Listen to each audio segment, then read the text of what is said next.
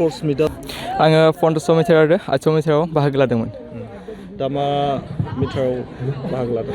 आं दा 1500 मिटार खारखांबाय बेयाव फार्स्ट पजिशन आरो मैया 800 मिटार लाना थांखांबाय बेयाव सेकेन्ड पजिशन लानानै। आं बाक्सा जिल्लानिफ्राय बाहागो लादों। खारनायखौ माब्लानिफ्राय जागायदों?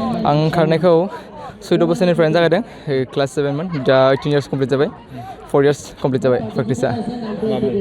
हितेश बर'। नेसनेल लेभेलनि बादायलायनायाव बाहागो लाखांबाय नामा? नेसनेलाव आं खेबनै बाहागो लाबाय। आं मध्य प्रदेशआव खेबसे आरो नागालेण्डआव खेबसे। पजिशन गैया पार्टिसिपेट अनलि।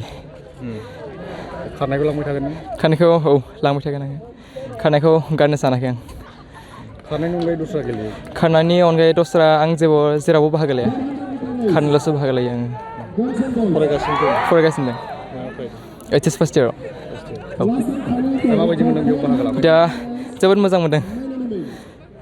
जिहेथु लाइमोनफोरनि थाखाय मोनसे मोजां प्लेटफर्म होदों BTR सरकारा मा बुंगोन? आं जोबोद साबायखर होनो सानगोन मानोना दा जाखांफुनाय लाइमोनफोरा जे बेबायदि स्पर्ट्सआव बाहागो लायोब्लाथाय माने एसेब्लाबो बया बुस्थुनिफ्राय माने जानगाराव थानो हायो आरो न' एसेब्लाबो। 1500 मिटार जिहेतु नोंथाङा खारदों माबायदि सासे खारग्राया माबायदि फिटनेस खालामनांगौ जायो? सासे खारग्रायाथ' बहुद माने गाज्रि बेसादनिफ्राय जानगाराव थानो गोनां जायो जानाय लोंनायखौ मेनटेन खालामनांगौ जायो आरो डिसिप्लिन मेनटेन खालामनांगौ जायो। नोंथाङा सानफ्रोमबो प्रेक्टिस खालामो? आंनिया सानफ्रोमबो प्रेक्टिस जाफ्रामोआनो वान टाइमबाबो सानसेयाव जाखायो। बिरफुं नार्जारि आं क'क्राझार डिस्ट्रिक्टनि। माब्लानिफ्राय स्टार्टिं खालामा? आं बे हस्टेलावनो थायोमोन 10 इयार्स बावनो सायावनो ओमफ्राय प्रेक्टिस खालामबाय थायोमोन बेयावनो। दा मा पजिसन मोनदों? आङो 800आव फार्स्ट पजिशन ओमफ्राय दिनै 1500आव सेकेन्ड पजिशन। आदसा गोसोआव माबायदि मोनदों? एसे मोजाङानो। माब्लानिफ्राय स्टार्टिं खालामजेना?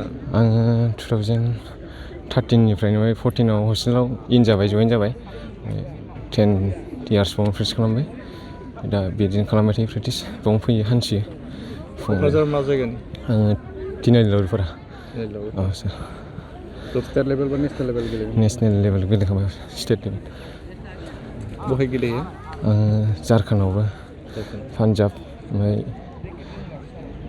मेडेल देरहाबोदों आरो? मेडेला अल इन्डिया साइमिटआव ब्रन्ज मोनदों 5 किल'मिटार 10 किल'मिटाराव।